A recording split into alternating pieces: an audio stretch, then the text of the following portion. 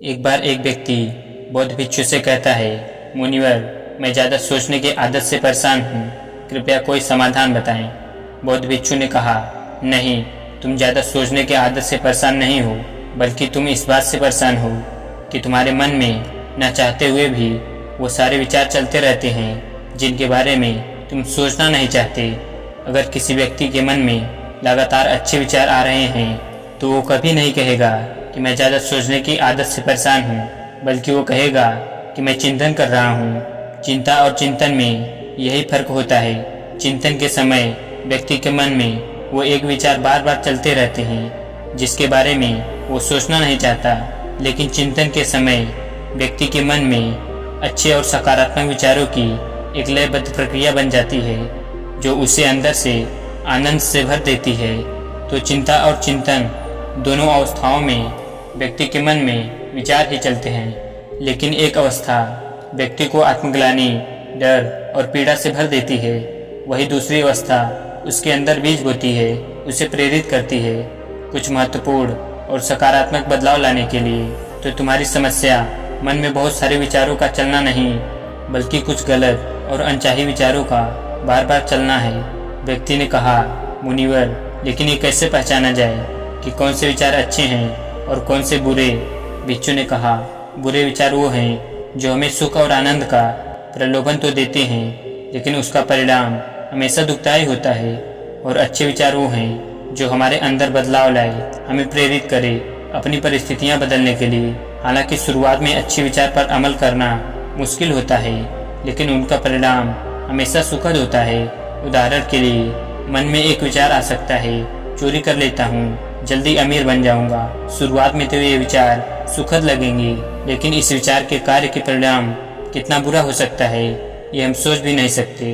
दूसरा विचार हो सकता है कि मैं खुद के शरीर को स्वस्थ और निरोगी रखने के लिए व्यायाम और प्राणायाम को अपने जीवन का हिस्सा बनाऊंगा।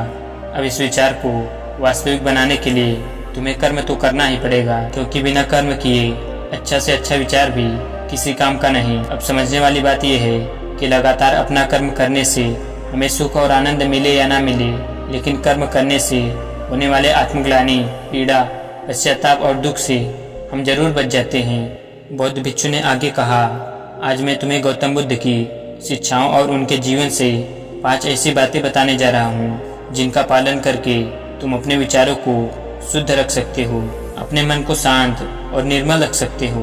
भिक्षु ने कहना शुरू किया, अपने शरीर को हमेशा साफ सुथरा रखें। हमारे शरीर और मन के बीच एक गहरा संबंध होता है।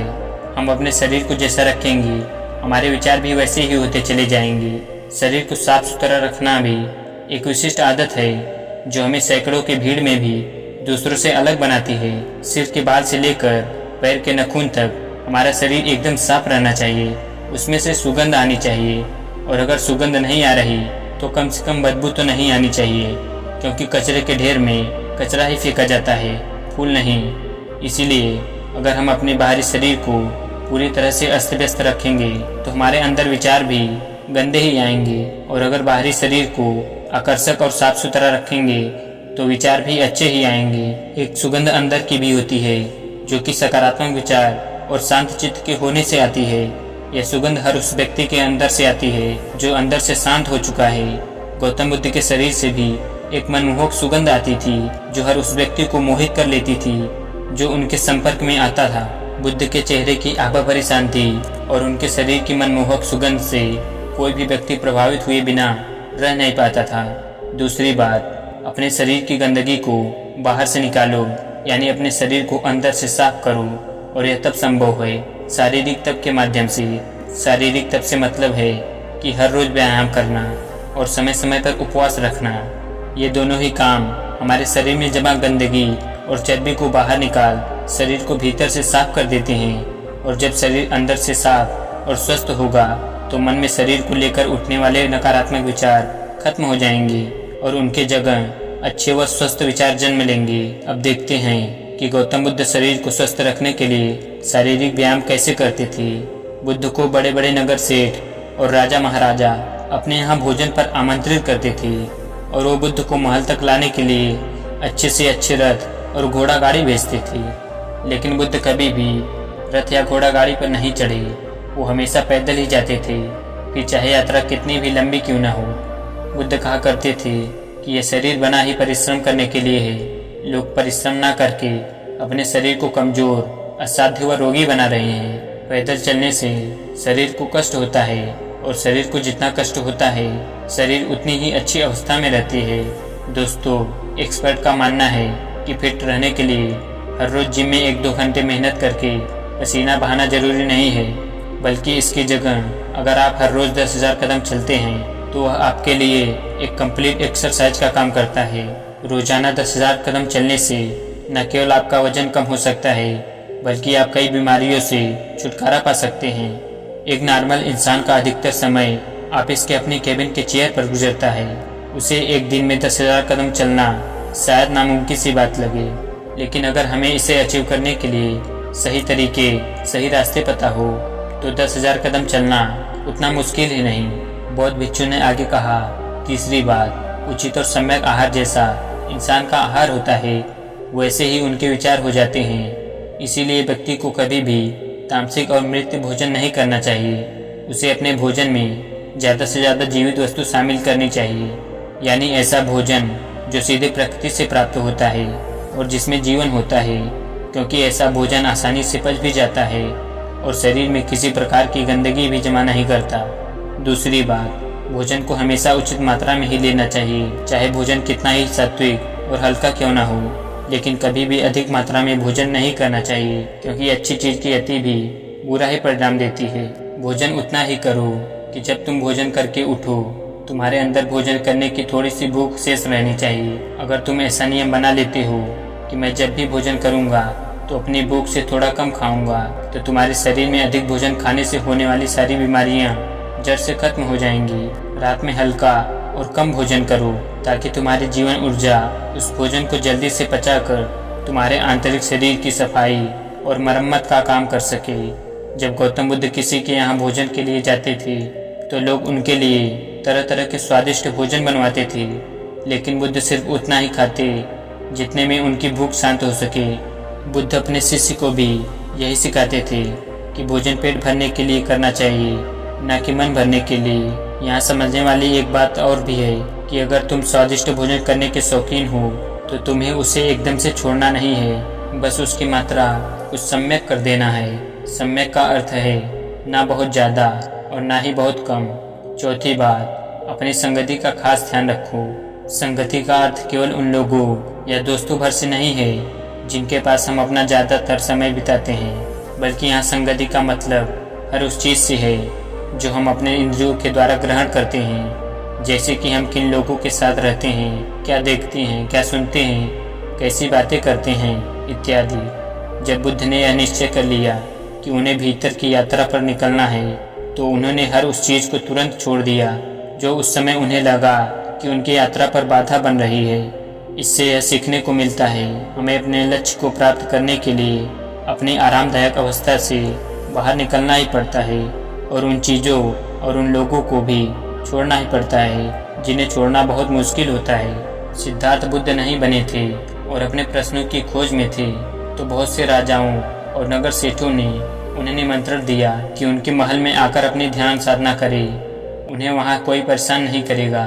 गर्मी, सर्दी, बरसात तीनों से बचने के लिए पूरी व्यवस्था की जाएगी। लेकिन सिद्धार्थ ने उस सबको मना कर दिया क्योंकि वो जानते थे कि उनकी यात्रा भीतर की है और वो किसी ऐसी व्यक्ति की संगति करके अपनी यात्रा पूरी नहीं कर सकते थे जो बाहर की यात्राओं में ही व्यस्त हो।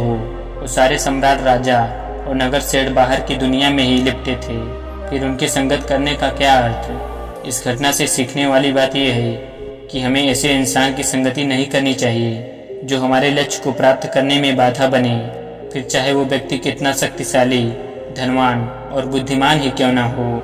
आगे चलकर सिद्धार्थ ने अपने गुरुओं को भी छोड़ा जब उन्हें लगने लगा कि उनकी संगति उनकी यात्रा में बाधा बन रही है। यहाँ एक और बात सीखने वाली ये है कि यह जरूरी नहीं कि कल जो संगति हमारे लिए अच्छी थी वो आज भी हमारे लिए अच्छी ही है। समय और लक्ष्य के अनुसार संगति को बदलना आवश्यक हो जाता है। अपने प्रश्नों के उत्तर खोजने की यात्रा के दौरान सिद्धार्थ का ज़्यादातर समय केवल उन लोगों के साथ ही बीता जो उनकी इस यात्रा में सहायक रहे। अपने प्रश्नों के उत्तर खोजने की यात्रा के दौरान सिद्धार्थ का ज़्यादातर समय केवल उन लोगों के साथ ही बीता जो उनकी इस यात्रा में सहायक रहे।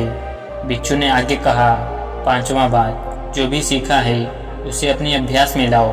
तुमने ध्यान साधना के बारे में सुन लिया, लेकिन अगर तुमने उसे अपने जीवन में उतारा ही नहीं, यानी ध्यान किया ही नहीं, तो फिर सुनने का क्या लाभ। अच्छा देखने और सुनने के बाद भी लोगों की जिंदगी में बदलाव आने का यही एकमात्र कारण है कि लोग अच्छा देखते और सुनते तो हैं, लेकिन वो उसे अपने जीवन में रूपांतरित नहीं करते और फिर शिकायत करते हैं कि जिंदगी में बदलाव नहीं आ रहा। इसीलिए जो भी अच्छी संगति में सीखा है उसे अपने ज़िंदगी में उतारो भी। गौतम बुद्ध की यह सबसे बड़ी खासियत थी कि अपने ज्ञान की खोज के दौरान उनके गुरु उन्हें जो भी सिखाते वो तुरंत ही उस पर काम करना शुरू कर देते। वो कभी भी आज का काम कल पर नहीं टालते थे। इससे उन्हें तुरंत ही यह पता चल जाता कि कौन सी चीज़ काम की है और कौन सी नहीं। इसीलिए जो भी अच्छा सीखा उसे कर्म के द्वारा व्यक्त करो। एक और बात, कुछ लोग काम वासना के विचार को गलत समझते हैं, लेकिन काम वासना का विचार आना गलत नहीं है जब तक कि आप उसे अति में ना सोचने लगो। मन में काम वासना का विचार उठना उतना ही स्वाभाविक है जितना भूख लगने पर भोजन का विचार उठना। इसीलिए काम वासना के विचार को गलत मत समझो। इंसानी जीवन को आगे बढ़ाने के लिए इस विचार का उठना बेहद जरूरी है। सबसे पहले तो तुम ये निश्चित करो कि तुम्हें काम वासना में लिप्त होना है या इससे ऊपर उठना है। अगर लिप्त होना है तो पूरे होश के साथ लिप्त हो, इसे पूरा अनुभव करो।